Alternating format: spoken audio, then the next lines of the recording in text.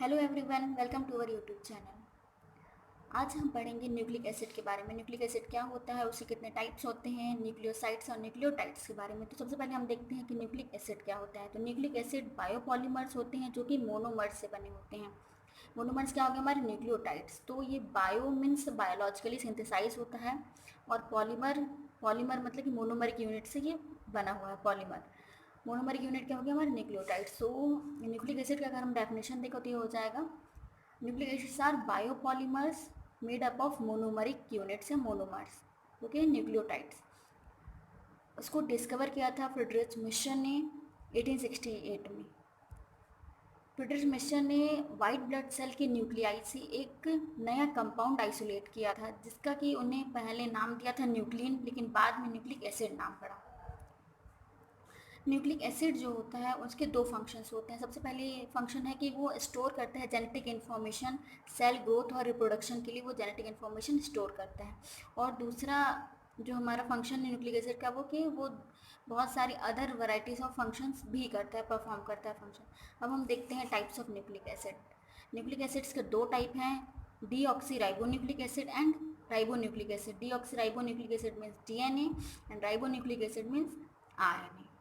तो अब हम देखेंगे कि न्यूक्लियोटाइड्स क्या होते हैं। न्यूक्लियोटाइड्स जो है मोनोमेरिक यूनिट है न्यूक्लिक एसिड का। न्यूक्लिक एसिड के मोनोमेरिक यूनिट्स हमने पहले ही देखा।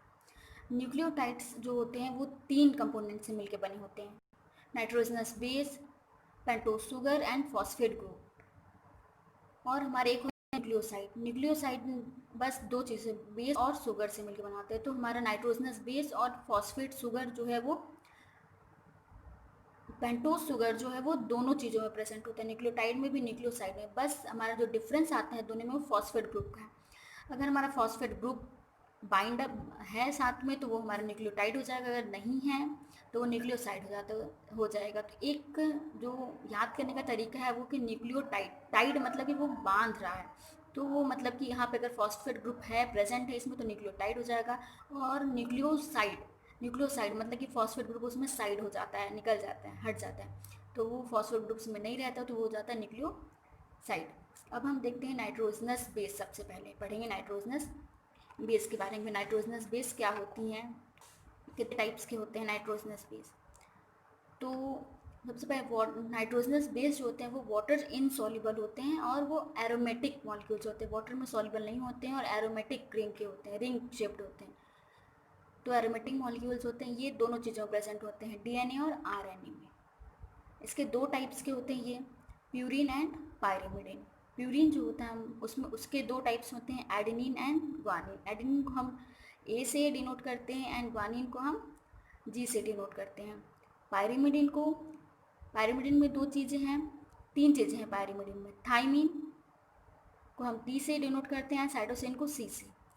इसमें जो एडेनिन, ग्वानिन एंड साइटोसिन है, ये तो हमारा डीएनए और आरएनए दोनों में पाया जाता है, लेकिन एक डिफरेंस है डीएनए और आरएनए में। थाइमिन है वो बस डीएनए में पाया जाता है, और आरएनए में ये तीनों चीज़ें तो पाई जाएंगी, एडेनिन, ग्वानिन, साइटोसिन, लेकिन क्या होगा थाइमिन के जगह पे वहाँ यूरेसिल प्रेजेंट होगा। तो ये डिफरेंस है हमारा प्यूरिन और पायरिमिडिन में। और एक चीज़ इसमें याद रखना है हमें कि जो एडेनिन होता है वो थाइमिन से हमेशा दो बॉन्ड, हाइड्रोजन बॉन्ड से पेयर अप करता है, और ग्वानिन साइटोसिन से तीन हाइड्रोजन बॉन्ड से पेयर अप करता है। अब हम सबको डिटेल में पढ़ेंगे। तो पहला आता है हमारा प्यूरिन। प्यूरिन जो होता है कार्बन और नाइट्रोजन से बना होता है, और ये डबल रिंग कंपाउंड होता है, डबल रिंग प्रेजेंट होती है। एक रिंग ये हो गई हमारी और एक ये हो गई, एक 6 कार्बन रिंग है और ये 5 कार्बन रिंग है। तो हमारी जो काउंटिंग जो ये स्टार्ट होती है वो यहाँ से स्टार्ट होती है। तो N single bond C H, then C double bond N, then single bond C, double bond C, single bond C. ये हो जाता है हमारा 1 2 3 4 5 6 6। अब हम यहाँ से 7 से स्टार्ट करेंगे। तो सी से हमारा एन जुड़ा हुआ है सिंगल बॉन्ड से, फिर एन से सी एच जुड़ा हुआ है हमारा डबल बॉन्ड से, सी एच से फिर एन एस जुड़ा हुआ है सिंगल बॉन्ड से, और एन एस से सी फिर से जुड़ा हुआ है। तो ये हो गया हमारा प्यूरिन का स्ट्रक्चर। ये सिंपल स्ट्रक्चर है प्यूरिन का। अब हम प्यूरिन के टाइप्स के बारे में देखेंगे और उनके स्ट्रक्चर्स के बारे में। तो प्यूरिन में दो चीज़ें आती हैं, एडेनिन एंड ग्वानिन। एडेनिन जो होता है वो डीएनए में प्रेजेंट होता है और ग्वानिन भी डीएनए आरएनए में दोनों में प्रेजेंट होता है और एडेनिन भी डीएनए और आरएनए में दोनों में प्रेजेंट होता है। तो हमने प्यूरिन का सिंप्लीफाइड स्ट्रक्चर देखा। अब उसमें ही हमको क्या करना है कि 6th पोजीशन पे अमीनो ग्रुप को ऐड करना है। एडेनिन में क्या होता है 6th पोजीशन पे जो है प्यूरिन रिंग के स्ट्रक्चर में 6th पोजीशन पे अमीनो ग्रुप ऐड हो जाता है, तो इसका नेम हो जाता है 6 अमीनो प्यूरिन, 6 अमीनो प्यूरिन नाम हो जाता है इसका।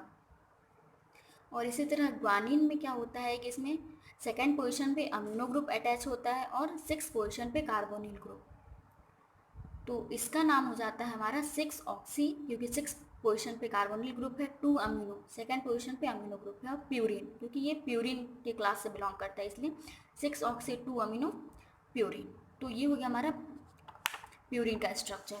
अब हम देखेंगे पायरिमिडिन। पायरिमिडिन में 3 चीज़ें प्रेजेंट होती हैं, thymine, cytosine and uracil. Thymine, अब पायरिमिडिन जो होता है हमारा सिंगल रिंग्ड कंपाउंड होता है, सिंगल रिंग होता है इसमें, ये सिंगल रिंग है हमारा। तो हमारा ये इसकी काउंटिंग यहाँ से स्टार्ट होती है, NH, NH से हमारा CH जुड़ा हुआ है सिंगल बॉन्ड से, फिर ये हमारा C है जो कि CS से जुड़ा हुआ है सिंगल बॉन्ड से, देन फिर हमारा C से एक मिथाइल ग्रुप जुड़ा हुआ है। तो हम इसमें देखेंगे कि 2nd कार्बन पे हमारा कार्बोनिल ग्रुप, 2nd और 4th कार्बन पे हमारा कार्बोनिल ग्रुप जुड़ा हुआ है और 5th कार्बन पे मिथाइल ग्रुप जुड़ा, तो इसका नाम हो जाता है हमारा 5 मिथाइल 2,4 डाईऑक्सी पायरिमिडिन। ये भी डीएनए, ये सिर्फ डीएनए में प्रेजेंट होता है, आरएनए में प्रेजेंट नहीं होता है। नेक्स्ट है हमारा साइटोसिन। साइटोसिन दोनों में प्रेजेंट होता है, डीएनए और आरएनए में, इसे हम सी से ही डिनोट करते हैं। तो इसमें क्या होता है कि जो कार्बोनिल ग्रुप है वो 2nd कार्बन पे कार्बोनिल ग्रुप प्रेजेंट होता है, और यहाँ पे जो थाइमिन में 5th कार्बन पे मिथाइल ग्रुप प्रेजेंट था, इसमें नहीं प्रेजेंट होता है। 5th कार्बन पे यहाँ पे हाइड्रोजन प्रेजेंट होता है, और 4th कार्बन पे हमारा जो है अमीनो ग्रुप प्रेजेंट होता है। तो इसका नाम हो जाता है 2 ऑक्सी 4 अमीनो पायरिमिडिन। अब हम आरएनए का देख लेते हैं। आरएनए में यूरेसिल प्रेजेंट होता है, थाइमिन को रिप्लेस करता है यूरेसिल। तो हम इसका स्ट्रक्चर देखते हैं।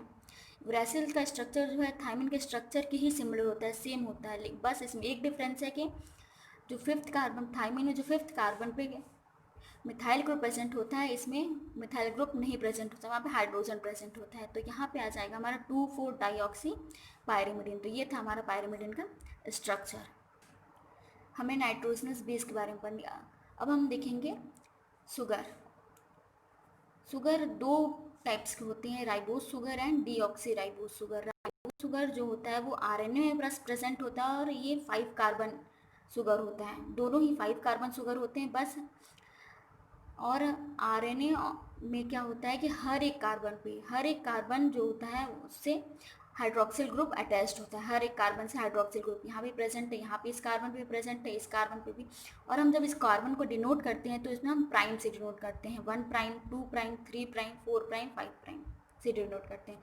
और डीऑक्सीराइबोस शुगर जो होता है वो डीएनए में प्रेजेंट होता है। आरएनए के स्ट्रक्चर और डीएनए के स्ट्रक्चर बस एक ही डिफरेंस होता है कि जो इसका 2nd कार्बन है, आरएनए का जो 2nd कार्बन है उसके पोजीशन पे जो हाइड्रोक्सिल ग्रुप है आरएनए में, उसमें डीएनए में क्या होता है कि जो 2nd कार्बन पे हाइड्रोक्सिल ग्रुप है उसको रिप्लेस कर देता है हाइड्रोजन से, वो रिप्लेस हो जाता है डीएनए में।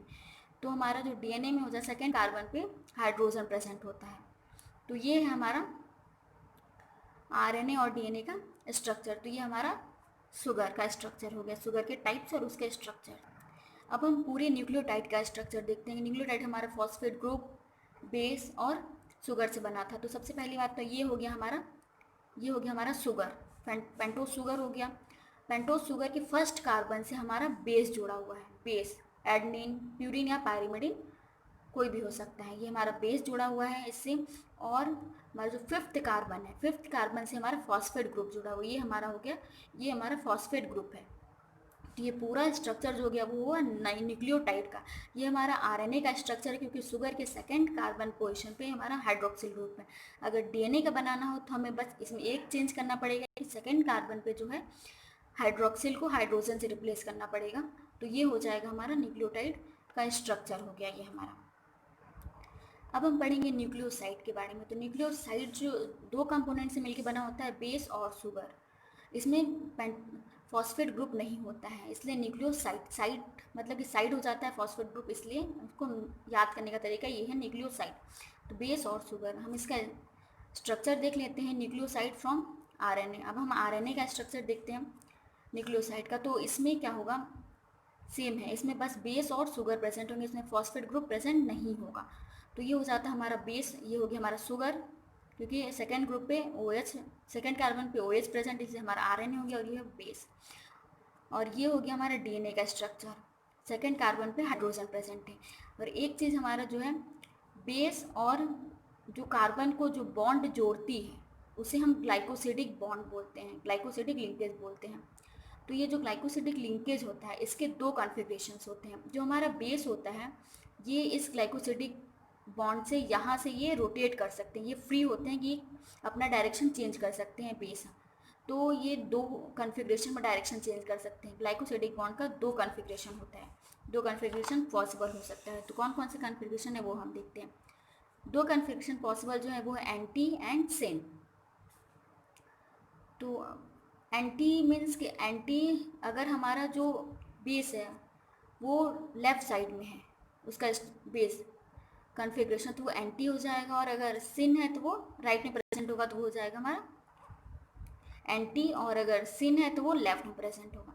ये हो गया एंटी एंड सिन। पायरीमिडीन जो होता है हमारा उसमें एंटी कॉन्फ़िगरेशन वो अडॉप्ट करता है। पायरीमिडीन सिंगल स्ट्रक्चर होता है, ये हमारा पायरीमिडीन, पायरीमिडीन है ये, इसमें एंटी कॉन्फ़िगरेशन होगा। तो ये हो गया हमारा, ये सिंगल रिंग स्ट्रक्चर होता है इसलिए ये हो गया हमारा एंटी कॉन्फ़िगरेशन है। अब हम सिन, प्यूरिन में दोनों प्रेजेंट होते हैं, syn and anti. Syn and anti present होते हैं तो हम पहले सिन का देखते हैं। हमारा जो होता है डबल रिंग्ड होता है प्यूरिन। तो प्यूरिन में हमने वन जहाँ देखा था NH, उससे हमारा जो है ये कार्बन से जुड़ जाता है। और जो हमारा 5 कार्बन रिंग है वो फ्री होता है रोटेट करने। अगर हमारा 5 कार्बन स्ट्रक्चर रिंग जो है वो अगर वो लेफ्ट में प्रेजेंट है तो वो हो जाएगा सिन कॉन्फ़िगरेशन। और यही चीज़ अगर राइट में प्रेजेंट है तो वो हो जाएगा हमारा एंटी कॉन्फ़िगरेशन। तो ये हुआ हमारा दो कॉन्फ़िगरेशंस और न्यूक्लियोसाइड और उसके ये स्ट्रक्चर्स। अब हम यहाँ देखते हैं न्यूक्लियोसाइड और न्यूक्लियोसाइड में दोनों में डिफरेंस देखते हैं। तो ये हो गया हमारा पूरा स्ट्रक्चर कि हमारा इसमें शुगर भी है, बेस भी है और फॉस्फेट ग्रुप भी है। और बेस और जो कार्बन से अटैच्ड है बॉन्ड, जो बॉन्ड अटैच कर रहा है उसको हम ग्लाइकोसिडिक बॉन्ड बोलते हैं। तो बेस और शुगर ये हो गया हमारा न्यूक्लियोसाइड। और जो अब हमारा फॉस्फेट अटैच हो जाता है तो ये हो जाता है हमारा न्यूक्लियोटाइड। तो ये था आज का हमारा टॉपिक कि न्यूक्लिक एसिड क्या होता है, न्यूक्लिक एसिड के कितने टाइप्स होते हैं, न्यूक्लियोटाइड और nucleoside. Thanks for watching this video. Be motivated, stay happy, stay blessed.